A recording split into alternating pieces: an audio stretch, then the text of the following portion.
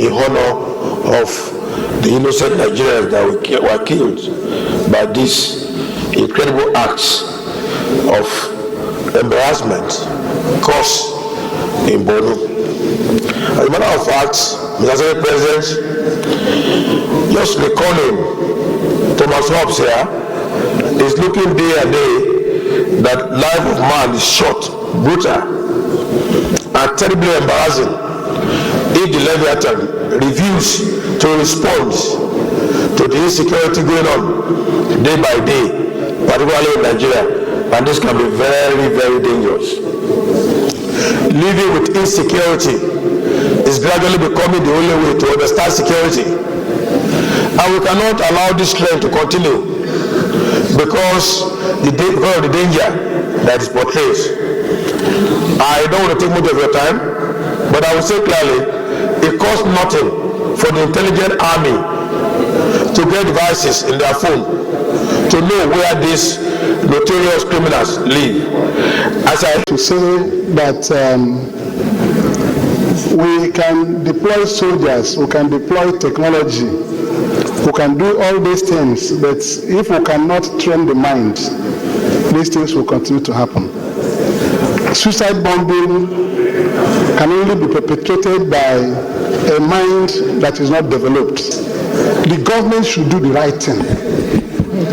If we invest on education, the governor should take education as a priority so that no matter how difficult it is to impact education on our young people, they should go all the hog to ensure that education is provided to our young people coming up so that this thing can be turned from having minds that are liberated through superstition, because nobody can believe this. But when you kill another person, you go to see God. Various parts of Nigeria, from east to west, have their reasons for doing what they are doing. Mr. President, I think time has come for us to begin to address the fundamental reasons why people are disgruntled, why people are unhappy, why people are willing to kill themselves. You can just imagine a lady who is probably a mother with children deciding to end her own life. What will make a woman to do that? We should talk less now about the military and arming the military. We've been doing that for years, and it has not changed anything. What we must do at this point is to convene this Senate, this National Assembly must convene some conference. At least we have brought up something very serious here, that we should also employ a lot of technology. The technology don't need to be physically there. We can monitor from miles away to know when there is likely going to be an infraction in security.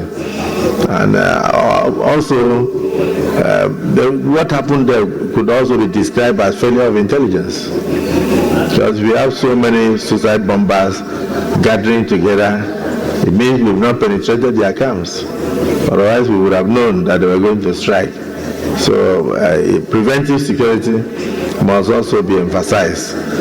This time around, the Nigerian Army and other security forces responded promptly and gallantly. In fact, one soldier lost his life and a civilian JTF when they confronted the fifth suicide bomber that detonated the bomb and killed the three of them there. One was a soldier. And mostly, Mr. President and distinguished colleagues, that soldier that sacrificed his life was from the south. It is I have to mention this because that is the greatest sacrifice one can make. And in fact, that was what led to getting that incident immediately to an end, because they succeeded in arresting one of the last suicide bomber. She's now under interrogation. I must mention here again that these people are already, indoctrinated. All of them their hairs were braided, and they had this melee, and they are confident that they are going to heaven if they detonate and kill the people. In fact, the last woman that was arrested, up to now, the interrogation has not brought out so much because she's still insisting that she wants to go to heaven, and that is by killing people and detonating the bomb. So, Mr. President, as I said, the black spots are 3. What needs to be done can be achieved if the Nigerian army are given specific instruction and attention and provided with what they need, particularly drones and other technologically driven gadgets, in order to get rid of these 3 black spots. One question we should ask ourselves as a parliament: is there anything that is worthy of significant investments by the Nigerian government today, added in the security of the people of Nigeria? Is there? There isn't, is the question. Because any other thing that we wish for ourselves, that we hope and pray for our country, revolves around the security of the people and their property. I will therefore urge us and the executive arm of government to prioritize how we invest. Previous service chiefs diverted money to build universities in their various communities. Those are the kind of resources that should have been used to procure modern technology. And to think that money was being diverted to non-essentials. And as we speak, those institutions are not teaching anything about security. They are just another glorified university. I think that this House, having the power to appropriate, we should focus strictly on the items that the Army and the Air Force and other security agencies are going to spend the money to do. Otherwise, everybody knows we need modern technology. This House, under your leadership, we have provided supplementary appropriation to the armed forces. Throwing money at a problem will solve it. We must assist them to redirect their procurement policies to focus on this technology. Otherwise, we can decline to approve appropriation if the details are not such that those managing the system will use the money strictly in a manner that we do justice to our collective feeling about redirecting and moving more and more towards technology. This is my additional prayer, Mr. President. It can be worded more elegantly, but I just believe that we need to tie the hands of the procurement people to procure more and spend more in those areas that the armed forces competence will be better enhanced.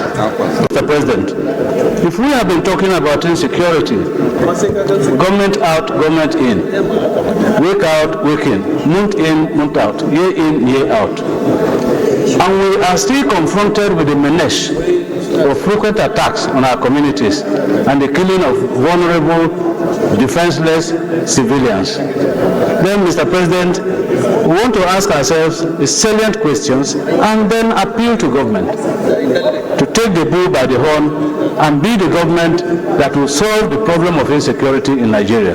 Mr. President, I don't want to believe that our military that have been drafted into this war do not know what to do.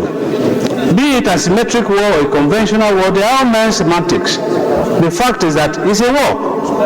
And soldiers are trained to fight wars, whether it is asymmetric or conventional. And I don't want to think that appealing to the soldiers to deploy technology is the answer to the question, because they are trained to identify wars and to deploy appropriate mechanisms to solving the problems of war.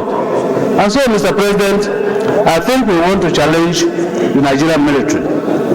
We cannot continue talking about insecurity, particularly the Northeast, particularly Gwoza, like I said, that has had a receiving end of this insurgency. So let's think that for once, we make a very passionate appeal to this government. Let this government be the government that will end insecurity in Nigeria.